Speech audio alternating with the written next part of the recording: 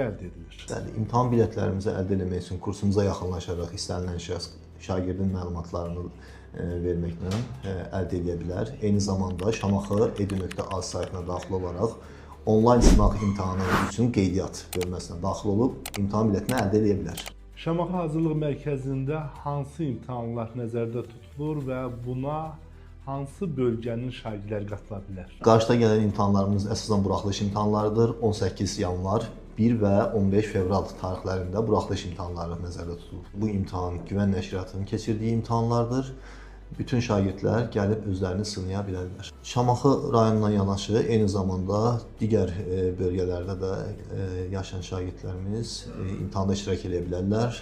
İsmayıllıda, Qobustanda, Ağsuda olan abituriyentlər də imtahanda iştirak edib özlərini sınaya bilərlər. Təşəkkür edirik müsabiqəyə görə, ətraflı məlumata görə. Sağ olun, gələn görüşlərə də.